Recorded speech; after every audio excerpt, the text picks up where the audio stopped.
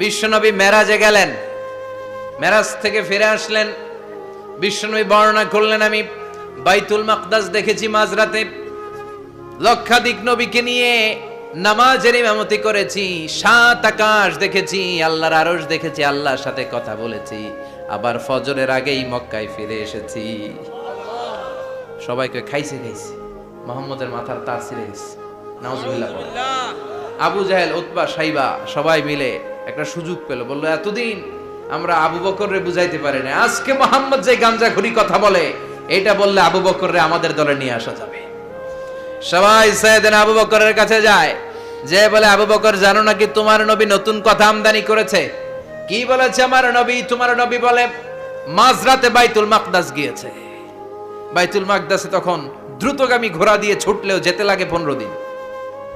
About turn come back, ফিরে আসতে আরো 15 দিন, মোট কয় দিন? 1 মাস। যেতে আসতে 1 মাস। তোমার নবী মাঝরাতে নাকি বাইতুল মুকাদ্দাসে ইমামতি করছে, 7 আকাশ ঘুরেছে, আল্লাহর আরশ দেখেছে, আল্লাহর সাথে কথা বলেছে, আবার ভোর হওয়ার আগে নাকি মক্কার জমিনে ফিরে এসেছে। আবু বকর বললেন, আসলেই কি আমার নবী এই কথা কইছে?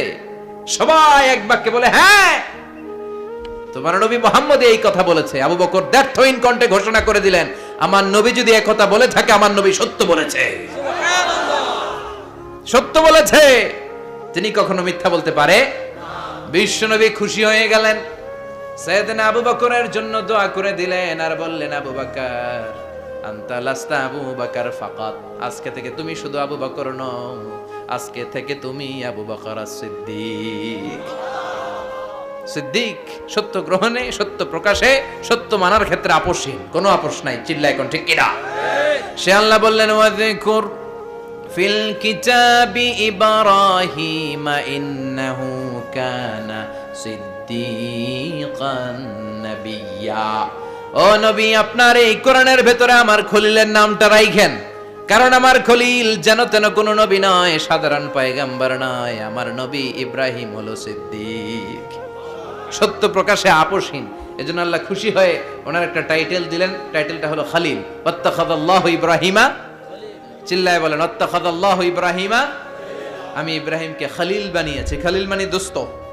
খলিল মানে কি? আল্লাহ দুনিয়ার একজনের দোস্ত ডাকে। কি মজার ব্যাপার, কেমন লাগে তার কাছে শুনতে? সুবহানাল্লাহ কইবেন না? ওনারে বানাইলেন খলিল, আর বিশ্বনবীরে বানাইলেন হাবিব। সুবহানাল্লাহ পড়েন। বাপ বেটা সব নিয়ে গেছে। সাইয়েদনা ইব্রাহিম হচ্ছেন বাবা, আর বিশ্বনবী ছেলে। বিশ্বনবীর অনেক উপরের পুরুষ হচ্ছে সাইয়েদনা ইব্রাহিম। তো এটা পরদাদা না, বাবা না?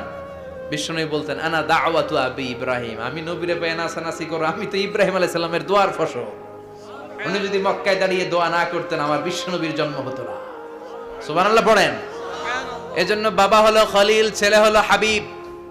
খলিল মানেও বন্ধু, হাবিব মানেও বন্ধু। খলিল মানে এমন বন্ধু যেই বন্ধু আল্লাহরে খুশি করার জন্য কাজ করে, আর হাবিব মানে এমন বন্ধু যারে খুশি করার জন্য আল্লাহ নিজে কাজ করে।